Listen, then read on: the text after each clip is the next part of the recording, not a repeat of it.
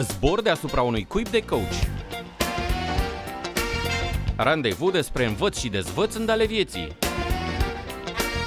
Cu coach Mirel Bran și Monica Grigoriu.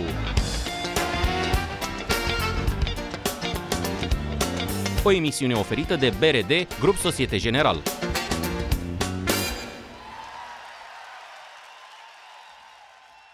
Bine ați revenit la o nouă ediție a emisiunii Zbor deasupra unui cuib de coach. Sunt Mirel Bran și timp de o jumătate de oră vă propun să rămâneți printre coach. Alături de mine în studioul RFI România se află un francez de poveste. Îl cheamă Patrick Uriagli și a ajuns în România în 2009, după ce a lucrat în mai multe afaceri la Barcelona, la Paris și la Rabat în Maroc. A ajuns pe tărâmul lui Dracula, a pus pe picioare conceptul Ateliere fără frontiere. Este vorba despre o asociație care oferă de lucru multor oameni cu probleme, handicapați, femei bătute, oameni ai străzii. I-am văzut personal în atelierul în care lucrează și vă sfătuiesc să le faceți o vizită ca să vedeți cum sfințește omul locul și cum fiecare din noi poate face o lume puțin mai bună. Sună grandios, dar asta face Patrick Uriagli și echipa lui în fiecare zi. Iar pentru pasionații de mâncare bio, are o soluție care vă va surprinde. Vom face această emisiune în limba franceză. Monsieur Patrick Uriagli, soyez bienvenue dans le studio RFI Roumanie. Vous avez un peu la fibre de l'entrepreneur qui veut sauver le monde. Tous vos projets ont une dimension sociale et on va en parler. Mais commençons avec votre parcours pour que nos auditeurs se fassent une meilleure idée de qui vous êtes. Vous êtes né à Nice, moitié français, moitié marocain côté père. Vous avez travaillé à Barcelone, à Paris et à Rabat. Et vous êtes arrivé en Roumanie en 2009, à l'âge de 35 ans. Qu'est-ce que vous êtes venu faire sur les terres de Dracula? Déjà, je suis venu pour un projet, qui est le projet d'Atelier sans frontières, Ateliere fără frontiere en roumain, où mon épouse, maintenant, avait fondé l'association roumaine, Ateliere fără frontiere, un an auparavant. Et donc, je suis venu, après s'être rencontré à travers ce projet-là, Atelier sans frontières, lui prêter main forte et monter avec elle, porter avec elle ce projet. Et de quoi s'agit-il exactement pour nos auditeurs qui ne sont pas au courant de ce projet? Ateliere fără frontières, Atelier sans frontières, c'est quoi? Alors, Ateliere fără frontiere, c'est une association à but non lucratif dont l'objectif c'est d'insérer les personnes qui sont très éloignées de l'emploi. Vous l'avez dit, ce sont des personnes qui peuvent avoir un handicap, qui peuvent être des enfants du système institutionnalisé des centres de placement, des orphelinats qui arrivent en âge de travailler. Ça peut être des femmes victimes de violences domestiques, de trafic humain. Ça peut être des personnes qui ont des addictions, des personnes de la rue, etc. Donc des personnes qui ont plusieurs difficultés, qui cumulent un certain nombre de difficultés qui les empêchent d'avancer dans la vie. Et nous pensons, à l'instar de beaucoup d'organisations à travers le monde et notamment en Europe, où le concept d'insertion par l'activité économique existe depuis plus de 40 ans, nous pensons que nul n'est inemployable ou presque, et qu'avec l'accompagnement qu'il faut, la bonne façon de former et de traiter le problème, on peut avec tout le monde arriver à aller plus loin, arriver à avancer dans la vie. Donc on donne un travail, un job, et un accompagnement personnalisé pour chaque personne qui va durer 2 ou 3 ans en fonction des difficultés et pour trouver un emploi sur le marché du travail classique pour chacune de ces personnes. Donc c'est l'objectif, c'est la mission centrale de Ateliere fără frontiere, emprunté à Atelier sans frontières, qui fait le même genre d'activité en France, et adapté en Roumanie à la culture, à la mentalité, aux partenaires qu'on a pu trouver ici. On travaille avec divers partenaires qui nous orientent des publics, qui sont leurs bénéficiaires dans leurs centres de placement, dans leurs abris de nuit, dans leurs différentes activités, et qui, d'après eux et d'après nous, avec un job, avec un accompagnement, peuvent redevenir actifs, peuvent redevenir un contribuable au lieu d'être un bénéficiaire à vie. C'est très émouvant ce que j'ai vu dans vos ateliers. Là, ça fait un certain temps que je vous ai rendu visite, mais je me souviens très bien les impressions que ça m'a fait. Et bon, vous savez, on travaille tous finalement pour payer nos factures, pour survivre et s'offrir des petites vacances et ainsi de suite, quoi. Mais les gens que j'ai vus chez vous, c'est des gens qui ont des vrais drames derrière, quoi. C'est-à-dire que j'ai vu qu'à travers le travail, ces gens-là, ils travaillent. Le travail pour eux, c'est plus que de payer les factures à la fin du mois. C'est à travers le travail, ils retrouvent un sens de leur vie. une dignité. Une dignité que pour nous, c'est quelque chose d'acquis, quoi, je veux dire, c'est la moindre des choses. Mais il y a des gens pour lesquels c'est quelque chose qu'il faut regagner tous les jours, quoi. Oui, c'est un gros partie de notre travail. Une grosse partie de notre travail, c'est de reconstruire le lien social. Donc on travaille sur les compétences techniques à travers le job qu'ils ont au sein des ateliers, mais on travaille aussi sur les compétences sociales, sur les compétences émotionnelles. On a des conseillers d'insertion, d'accompagnement qui travaillent avec chaque personne individuellement. On a une psychologue, on a aussi des partenaires qui vont traiter des problématiques en fonction des différentes personnes. L'idée, c'est vraiment d'arriver à résoudre petit à petit, sur cette période de 2 ou 3 ans, toutes les difficultés ou une bonne partie des difficultés pour reconstruire un socle sur lequel on peut construire. Le problème, le point commun de toutes ces personnes-là, c'est le manque total de confiance en eux, parce qu'on leur a toujours envoyé qu'ils ne sont rien, qu'ils sont moins que rien, et c'est ce qu'ils croient aussi, donc c'est très compliqué pour eux et pour nous de rétablir cette confiance en eux-mêmes, en les autres, pour pouvoir aller plus loin. À partir du moment où cette confiance existe, on peut construire. Zbor deasupra unui cuib de coach, cu coach Mirel Bran și Monica Grigoriu. Concrètement, ils font quoi là-bas chez Ateliers Sans Frontières, ces gens-là? Ils produisent quoi en fait? Alors on a 3 ateliers aujourd'hui. L'un est sur la collecte et le réemploi, le recyclage de déchets d'équipements électriques et électroniques, donc ordinateurs et autres équipements électriques. Donc là on va collecter surtout dans les entreprises. On est opérateur autorisé pour ça, au même titre que Remat et autres opérateurs. On peut, d'ailleurs les entreprises sont obligées de recycler, elles ne peuvent pas jeter à la poubelle. Donc on va collecter dans ces entreprises et on va les traiter. C'est-à-dire si on peut, on va les réemployer et de ce qu'on réemploie, on va donner la majorité. Donc on fait des donations à des écoles, beaucoup d'écoles. On a donné à plus de 3000 écoles, là 14 000 ordinateurs depuis qu'on a commencé en 2009. Donc ça fait du chiffre. Ça fait de l'impact, du coup oui, on a estimé avec ce que nous répondent toutes les écoles et tous les bénéficiaires que c'est plus de 400 000 personnes qui ont été, on va dire, touchées par au moins un ordinateur de chez nous. Et c'est un sujet important parce que c'est une autre mission de notre association, c'est de soutenir l'éducation, qui est aussi une problématique dans le pays. On peut le constater, nous, à chaque fois qu'on se déplace justement chez les bénéficiaires, le manque d'infrastructures, le manque de moyens, et énormément d'ordinateurs, énormément d'écoles n'ont quasiment pas ou pas du tout d'ordinateurs fonctionnels. Donc grâce au travail quotidien des personnes en insertion, sur le test, la collecte, la logistique, le nettoyage et l'effacement des données, etc., on va pouvoir donner ces ordinateurs, ou bien, si ce n'est pas possible, les recycler, les démanteler et les transformer en fractions qui vont être recyclées dans le système de production. Donc ça, c'est le premier atelier qui s'appelle Reconnect, et toutes ces activités sont faites par des personnes en insertion dans le parcours. Ensuite, on a un deuxième atelier qui s'appelle Remesh, dans lequel nous collectons des bannières publicitaires et nous les transformons en différents types de sacs, accessoires, principalement pour des événements, pour les entreprises, mais aussi pour les particuliers, donc des accessoires de mode éthique et solidaire, on va dire, qui sont faits à partir de ce matériel, qui est la bannière publicitaire qu'on voit partout dans les rues, sur les façades, sur les panneaux, et qui n'a pas de solution de recyclage et qui est vraiment pas du tout bonne pour l'environnement quand elle va dans la décharge, comme c'est le cas en Roumanie.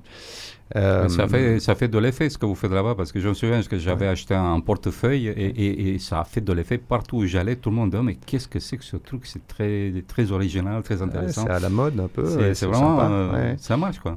Oui, ça marche. Déjà, c'est attractif en soi, et puis ça a un impact social et un impact sur l'environnement, comme toutes nos activités ont un impact sur l'environnement. Et enfin, comme vous le rappeliez, on a lancé il y a 3 ans maintenant une ferme de légumes bio, les certifiés depuis novembre-octobre dernier, certifiés bio. Donc on livre à des abonnés toutes les semaines un panier de légumes locaux, donc fait à 30 km de Bucarest, à Ciocanal, un petit village à côté de Périche, et qui sont évidemment solidaires, parce que c'est une communauté très défavorisée qui travaille là-bas et qu'on accompagne de la même manière pour les sortir de l'exclusion, qui va donc permettre de manger sainement à des personnes qui le souhaitent, des légumes locaux, bio, et qui ne sont pas transportés par divers intermédiaires. Et si quelqu'un veut commander ces produits-là chez vous, comment on fait? On a un site internet, c'est bio-co.ro. Le projet s'appelle Bio & Co. Voilà, donc il suffit d'aller sur le site internet, il y a un formulaire et puis on peut s'abonner. Et vous livrez les produits qu'on commande ou vous avez des paniers tout faits qu'on peut acheter? On a des paniers tout faits, on ne choisit pas ce qu'il va y avoir chaque semaine, ça dépend de ce qu'il y a cette semaine, selon la saison, etc. C'est un peu l'idée aussi, c'est de s'habituer à manger les produits de saison. On a une grande variété, hein, on a à peu près 80 variétés, donc on arrive à vraiment proposer de la variété toutes les semaines. Mais oui, on ne va pas choisir et ça va être livré dans des points de dépôt, on ne va pas livrer à domicile. On a des entreprises avec lesquelles on travaille, dans lesquels on va livrer, mais aussi quelques points de dépôt dans les Ibis Gare du Nord, Ibis Styles, Casa M60, enfin un peu partout dans la ville. On peut s'abonner, choisir son point de dépôt et chaque mercredi aller retirer son panier. Pas mal. Et combien de gens vous faites travailler dans tous ces ateliers-là, les 2 ateliers plus la ferme? En tout, on est une trentaine de personnes en insertion et en tout 45 personnes en tout avec l'équipe permanente, c'est-à-dire les chefs d'équipe et tout ce qui fait tourner aussi la boutique. C'est déjà pas mal. Ouais. Vous offrez aux gens qui sont dans ces ateliers une nouvelle perspective pour leur vie, quoi. Et c'est pas rien. Qu'est-ce qu'ils vous offrent à vous? Vous recevez quoi en échange? On reçoit tous les jours beaucoup, on va dire, d'espoir. Hein. C'est un peu paradoxal parce que c'est pas toujours le cas. Mais il suffit en fait d'un cas ou deux où l'impossible devient possible parce que finalement c'est ça. Et surtout en Roumanie. En France, comme je le disais, c'est depuis les années 60-70 que l'insertion existe. Donc il y a des exemples de succès, il y a des centaines de milliers de personnes qui sont passées par là. Les gens savent ce que c'est, savent que ça marche, savent comment ça marche. Ici, pas du tout. Donc il faut que la confiance soit rétablie à tous les niveaux, au niveau des personnes elles-mêmes, au niveau des chefs d'équipe, au niveau des conseils d'accompagnement, au niveau des entreprises. Et moi, donc ayant un petit peu les 2 casquettes, ayant vu ça en France, voyant ça ici, alors je pars avec la confiance, mais tous les jours, il faut la remettre en question parce qu'il faut remotiver et redonner confiance à tout le monde. Donc ce mot confiance, finalement, est toujours le central.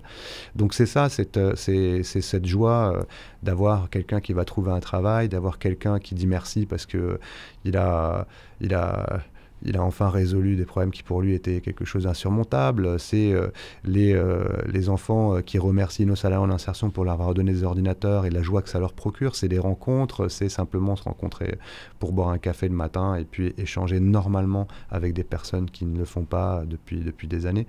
Donc c'est ça, c'est de changer de son environnement, de sortir de sa bulle et de s'exposer un petit peu à la réalité, à une autre réalité qui me fait moi en tout cas un petit peu réfléchir et grandir. Zbor deasupra unui cuib de coach cu coach Mirel Bran și Monica Grigoriu. Vous avez travaillé dans plusieurs pays. Vous êtes né en France, vous avez travaillé en Espagne, au Maroc, puis la Roumanie. Ce pays, vous avez déjà une histoire avec ce pays. Hein, ça fait combien de temps, combien d'années que vous êtes en Roumanie? 10 ans. 10 ans. En 10 ans, bon, on a une vraie histoire avec le pays. Ça vous fait quoi comme effet, la Roumanie? Vu à travers les expériences à l'étranger que vous avez vécues avant, vous situez la Roumanie où dans votre tête? C'est très contrasté en fait. En même temps, on sent des choses qui avancent très vite, des choses qui avancent très lentement. En fait, c'est un peu compliqué hein, parce qu'il y a en effet des ingrédients qui peuvent être proches de ceux de la France, d'autres proches de ceux du Maroc, l'Espagne aussi. Donc il y a des similitudes, il y a alors des vraies différences.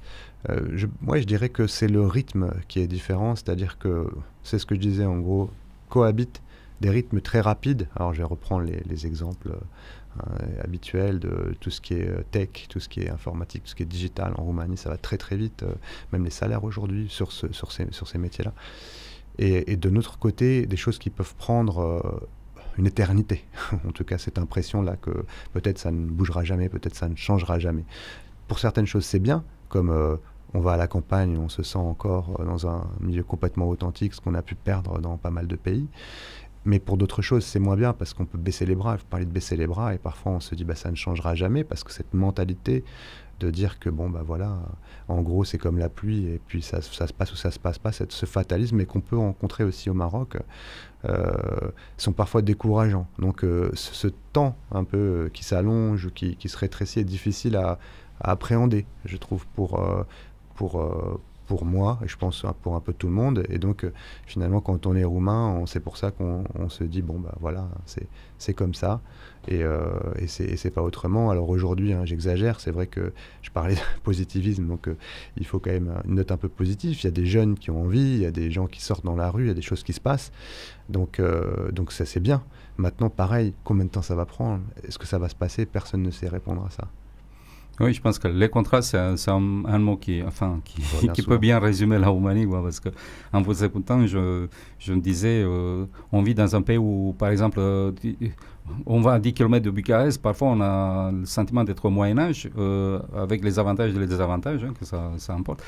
Et à Bucarest, on a, de l'autre côté, à l'autre extrême, je donne l'exemple d'une société d'intelligence artificielle, là, de robotique, WIPAT, qui, il y a quelques semaines, a été déclarée la première société d'intelligence artificielle au monde, quoi. C'est un truc fantastique.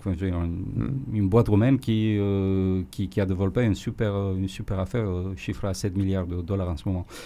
Donc il y a ces contrastes-là entre une jeunesse très branchée sur les technologies, très avancée, qui avance très vite, et puis un pays qui vit dans une sorte de lenteur, qu'on ne voit plus ailleurs, quoi. Et oui, c'est pour ça que je pense qu'il y a beaucoup de gens qui partent, malheureusement. C'est dangereux, c'est une distorsion qui est un petit peu dangereuse. Et d'ailleurs, voilà, il y a beaucoup de numéros 1, vous en citez un, il y en a d'autres. Hein, quand on regarde sur l'histoire de la Roumanie, même c'est pas que maintenant, il y a des numéros 1, il y a des gens incroyables, mais personne ne le sait.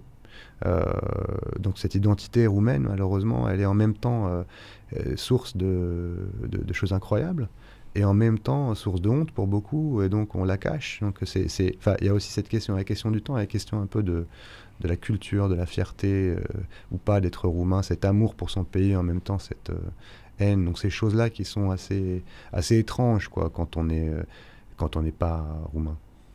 Monsieur Patrick Ouriagli, vous êtes aussi administrateur et directeur associé de l'édition roumaine du petit journal.com. De quoi s'agit-il? Alors, je ne le suis plus. Oui, depuis... Oui, je viens de l'apprendre, donc ok. C'est ça. Donc, depuis la fin de l'année, j'ai cédé ma part. Donc non, j'ai fait ça pendant 2 ans à peu près, un peu moins. L'idée c'était ça, c'était de comprendre un peu mieux, enfin non, c'était pas ça, c'était de comprendre un peu mieux le dialogue entre nos deux cultures. C'est ça qui m'a intéressé, c'est pour ça que l'équipe qu'on a toujours d'ailleurs, hein, parce qu'il n'y a que moi qui suis parti. Je suis parti parce que simplement j'avais beaucoup trop de travail, il fallait que je me concentre beaucoup plus sur l'association pour que ça fonctionne. C'était ça qui était intéressant, des franco-roumains, tous un petit peu, là depuis longtemps, mariés avec des roumaines, qui tous les jours parlent roumain aussi, questionnent cette relation, cette belle relation de proximité, ce respect entre les deux cultures. Et c'est ça qui m'a intéressé dans cette aventure. Donc c'était vraiment de rencontrer les interviews, de rencontrer plein d'endroits incroyables en Roumanie, et de mettre ce filtre, on va dire francophone, qui d'ailleurs plaît beaucoup aux Roumains francophones. On a eu énormément d'augmentation de la visibilité, parce qu'on a su parler de la Roumanie avec un filtre culturel francophone qui plaît aux Roumains. Zbor deasupra unui cuib de coach, cu coach Mirel Bran și Monica Grigoriu. Souvent, j'ai constaté que les Français qui sont installés en Roumanie et qui ont une véritable histoire avec ce pays ont un regard beaucoup plus positif sur le pays que le regard que nous, les Roumains, portons sur notre pays, quoi. Il y a quand même une différence, et c'est vrai, ça fait plaisir aux Roumains d'entendre la Roumanie racontée à travers le regard français. Comment vous expliquez cette différence d'approche? Finalement, les meilleurs avocats de la Roumanie, c'est plus les Français que les Roumains, quoi. Oui, alors certains Français, parce qu'il y a aussi des Français qui critiquent beaucoup. Mais non, oui, ceux qui restent, en effet, ceux qui se roumanisent, on va dire, c'est parce qu'ils aiment ça.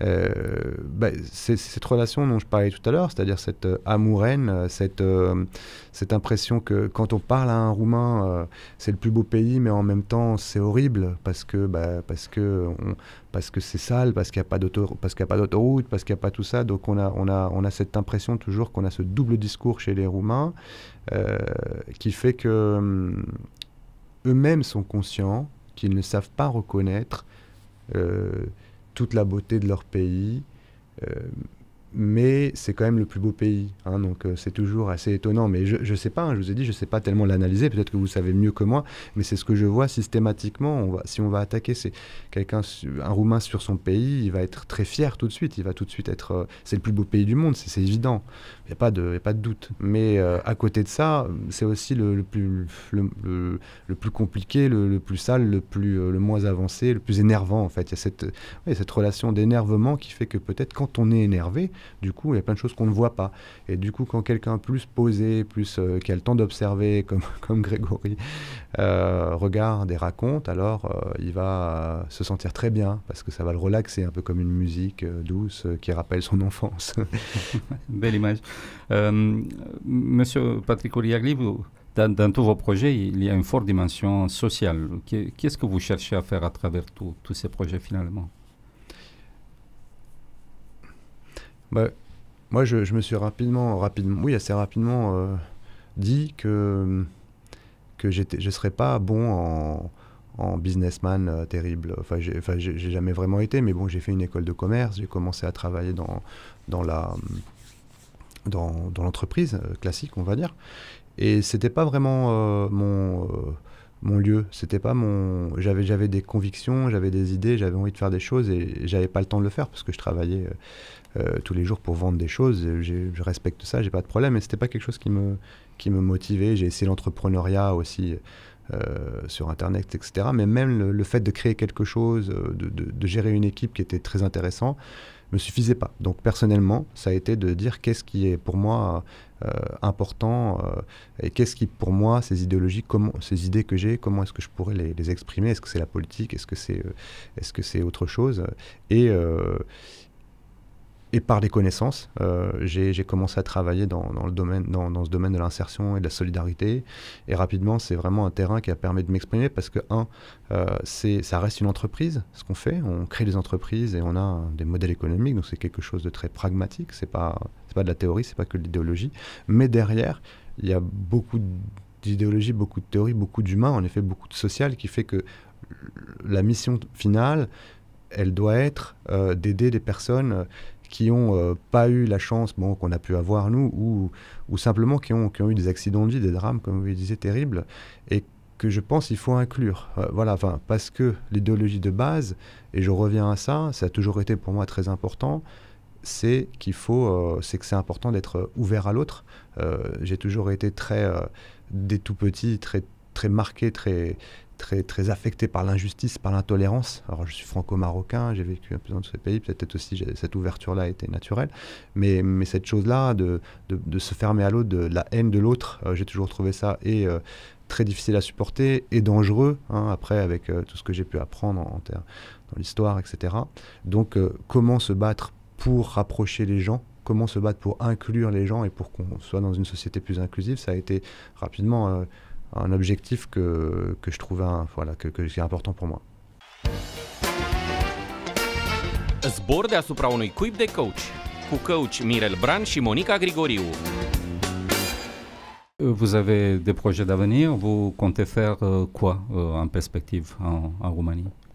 Voilà, on est toujours en train d'essayer de prouver que le modèle peut vraiment fonctionner. Parce que en France, par exemple, ou dans plusieurs pays d'Europe, d'ailleurs, on avait une conférence la semaine dernière sur ce domaine-là avec 27 réseaux européens de l'insertion par activité économique qui étaient à Bucarest pour échanger sur les pratiques. Donc partout à peu près en Europe, en tout cas en France, le modèle repose sur une implication forte de l'État. Donc justement, l'insertion par activité économique, l'État finance, investit dans ces personnes-là avec pendant 1 an, pendant 2 ans, pour qu'ensuite ils puissent trouver un travail et devenir contribuables actifs eux-mêmes. Les entreprises y croient, notamment en Roumanie a besoin d'employés. On se plaint qu'on n'a pas assez d'employés, qu'il n'y a personne. Donc on a besoin de trouver des personnes qui sont aujourd'hui bénéficiaires de différents services invisibles, mais qui pourraient être activés de notre point de vue. C'est la réalité, parce qu'on le fait en France et on le fait en Roumanie. On a quand même embauché 200 personnes depuis qu'on a commencé. Donc ça, c'est ce qu'on doit prouver. Ici, on n'a pas d'aide de l'État du tout. Donc on le fait avec les entreprises partenaires qui compensent quelque part cette absence de financement. On le fait avec l'activité économique, qui est comme elle peut être. Mais d'un autre côté, on est peut-être à 35% de notre budget sur l'activité économique. On ne peut pas te faire tellement plus parce qu'on est avec des personnes qui ne sont pas très productives. On a des coûts aussi qui sont assez importants d'accompagnement, de la perte de productivité en temps, mais aussi en formation, etc. Donc, prouver que ce modèle économique fonctionne, pour qu'il puisse ensuite être répliqué. Ça a été notre but dès le départ. On a même créé le réseau des entreprises d'insertion de Roumanie, avec c'est Raluca qui l'a créé avec 10 autres associations. L'idée, c'est que le modèle de l'insertion puisse fonctionner pour qu'ensuite d'autres entreprises, d'autres associations, d'autres entrepreneurs, d'autres personnes décident de le faire. Moi aussi, je veux créer ma structure d'insertion. Mais aujourd'hui, je ne peux pas lui donner quelque chose qui fonctionne. C'est-à-dire qu'il va falloir toujours se battre pour trouver les 5 sous qu'il lui faut pour finir l'année. Et c'est donc beaucoup plus difficile. C'est de prouver que ça peut marcher, d'essayer de monter des dispositifs publics si possible. Donc on fait aussi du plaidoyer, on rencontre aussi beaucoup, que ce soit les parlementaires, que ce soit le gouvernement, pour essayer de faire avancer la cause. Et les entreprises aussi, les affilier toujours pour que ça aille plus loin. Donc notre but, c'est encore ça. C'est montrer que c'est un système. Un système, c'est pas un système, c'est justement quelque chose de très flexible, de très pragmatique, qui peut fonctionner parce que quelque part, l'État, on va dire, sous-traite quelque chose d'un petit peu difficile à faire, avec des structures plus flexibles qui savent le faire, simplement des entrepreneurs, mais qui vont inclure des personnes qui sont moins productives, qui sont plus loin du travail. En fait, il y a tout ce qu'il faut. Il faudrait maintenant une vraie politique d'État à ce sujet. C'est ce qui manque en Roumanie pour l'instant. Monsieur Ouriagli, une dernière question. On est déjà arrivé à la fin de l'émission. Qu'est-ce que vous avez appris en Roumanie et que vous n'auriez pas pu apprendre peut-être ailleurs? La langue. Déjà ça. Déjà ça. Enfin, j'aurais pu l'apprendre ailleurs. Mais c'est vrai que c'est, comme je le disais, pas très connu, entre guillemets. C'est pas la première langue qu'on va apprendre à l'école, ni la deuxième, ni la troisième. Donc la langue, bien sûr, et c'est quelque chose, pour moi, qui est très important. Une langue, quand je vais dans un pays, comme vous le dites, j'ai vécu dans plusieurs pays. C'est très important d'apprendre la langue, parce que parler en anglais, en plus, en général, à des personnes pour essayer d'exprimer ses idées et qu'elles expriment leurs idées, c'est compliqué. Et il n'y a pas de façon de le faire. Donc la langue, et puis cette alors, est-ce que je l'ai appris ici? Je vous dirais, oui, cette façon de se dire que c'est bien et c'est pas bien, hein. C'est ce fatalisme un petit peu qui permet d'accepter beaucoup de choses, et ça, c'est pas bien. Mais en même temps, cette résilience, quoi, quelque part. Parce que ça avance quand même. Alors, c'est vrai que quand on regarde les choses, c'est très énervant, il y a plein de choses qu'il n'y a pas. Mais ça avance. Alors, parfois doucement, parfois vite, c'est difficile à appréhender. Mais il y a une résilience forte. Et puis, il y a encore alors, il n'y a pas une solidarité, attention, hein, parce que ça, vraiment, c'est quelque chose qui, au contraire, me choque dans la société. Mais en revanche, familiale. Alors, ça, c'est énorme. Cette dédication, je pense que c'est un terme anglais à la base, je ne suis pas sûr que ça existe en français, de la famille, qui est tellement présente, parfois un peu trop, mais toujours tellement présente, ce qui en France a un peu disparu. Donc en France, on a perdu aussi le contact avec la nature, avec la campagne, ce qui est un peu moins le cas encore ici. On a aussi perdu le contact avec la famille. On est très recentré sur un noyau parent-enfant jusqu'à ce qu'ils soient un peu grands, et puis après on vit sa vie. Donc les plus vieux, c'est bien pour eux, mais ils ont des hobbies, ils vont voyager, ils font plein de choses, ils n'ont pas tellement le temps. Alors qu'ici, ils sont toujours là pour la famille, pour les petits-enfants, c'est leur seul bonheur, c'est ça. Donc c'est cette solidarité, cette cohésion familiale très importante qu'il y a encore en Roumanie, et que j'ai pas vraiment en France, moins en France. Domnule Uriagli, vă mulțumim că ați fost cu noi în studioul RFI România. Dragi ascultători, l-ați auzit pe Patrick Uriagli, un francez venit în România cu ideea că aici poate face o lume mai bună. Mai multe despre el și despre proiectele sale puteți afla la adresa Ateliere Fără Frontiere, într-un singur cuvânt legat, atelierefărăfrontiere.ro. Vă aștept vinerea viitoare de la 5:30 la 6 și în reluare sâmbătă de la ora 11 după jurnalul de știri. Să auzim de bine și opriți-vă puțin ca să aflați unde mergeți. Randevu despre învăț și dezvăț în ale vieții. Zbor deasupra unui cuib de coach cu Mirel Bran și Monica Grigoriu la RFI România, o emisiune oferită de BRD Grup Societe General.